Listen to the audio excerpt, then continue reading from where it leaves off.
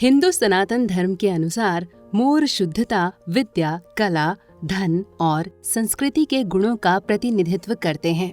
सरस्वती के सहयोग से वो अनुग्रह, सौंदर्य, कलात्मक क्षमता, चपलता और सद्भाव का प्रतिनिधित्व करते हैं। इन सब के अलावा भी मोर के पंख को बहुत शुभ माना जाता है।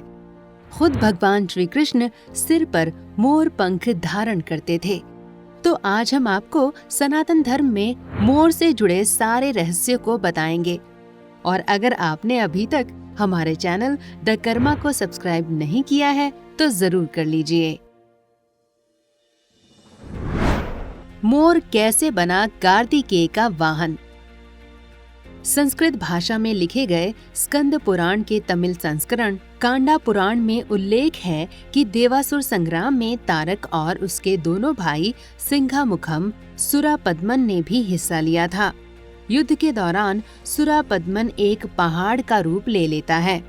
तब शिव पुत्र कार्तिकेय अपने भाले से उस पहाड़ को 2 हिस्सों में तोड़ देते हैं। पहाड़ का एक हिस्सा मोर बन जाता है जो कार्तिकेय का वाहन बनता है, जबकि दूसरा हिस्सा मुर्गा बन जाता है जो उनके झंडे का प्रतीक बन जाता है।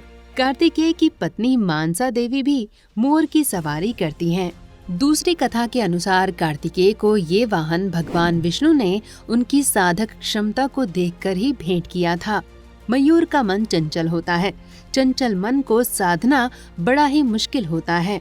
कार्तिकेय ने अपने मन को साध रखा था। वहीं एक अन्य कथा में इसे दंभ के नाशक के तौर पर कार्तिकेय के साथ बताया गया है। मोर ने बचाई इंद्र की जान।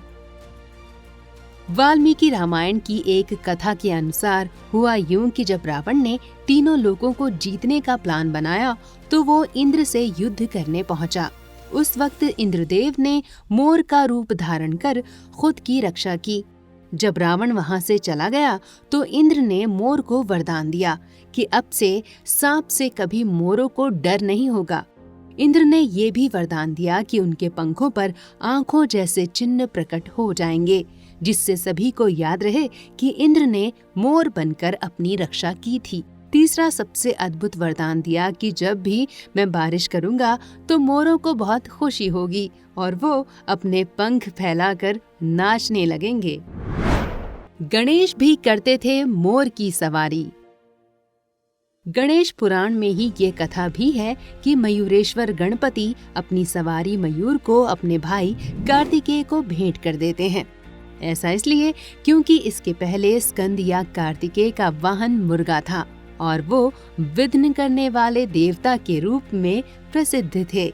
जैसे ही गणेश ने अपना वाहन मयूर कार्तिकेय को भेंट किया, वैसे ही कार्तिकेय भी विघ्नों को हरने वाले देवता के रूप में प्रसिद्ध हो गए। भगवान कृष्ण धारण करते हैं मोर पंख। एक बार रास लीला के दौरान राधा रानी श्री कृष्ण को वैजंती की माला पहनाती हैं और गोपियों के साथ झूमकर नृत्य करने लगती हैं। तभी उनके साथ नृत्य कर रहे एक मोर का पंख भूमि पर गिर गया तो प्रभु श्री कृष्ण ने उसे उठाकर अपने सिर पर धारण कर लिया। जब राधा जी ने इसका कारण पूछा तो उन्होंने कहा कि मोरों के नाचने में उन्हें राधा जी का प्रेम दिखता है। कहते हैं कि श्री राधा रानी के महल में बहुत सारे मोर थे। ये भी कहा जाता है कि बचपन से ही माता यशोदा अपने लल्ला के सिर मोर पंख को सजाती थीं। वैजंती माला के साथ ही मोर पंख धारण करने की एक बड़ी वजह राधा से उनका अटूट प्रेम है। हालांकि कुछ लोगों का कहना है कि श्री कृष्ण की कुंडली में काल सर्प दोष था, इस वजह से वो मोर पंख धारण करते थे। लेकिन ये एक मन गढ़ंत कहानी है जिसका उल्लेख किसी भी पुराण या ग्रंथ में नहीं मिलता। महाभारत में भी श्री कृष्ण के अलावा कुछ महारथी ऐसे थे जो मोर पंख धारण करते थे। उनमें गुरु द्रोणाचार्य के पुत्र अश्वत्थामा, महान धनुर्धारी शिखंडी भी हैं।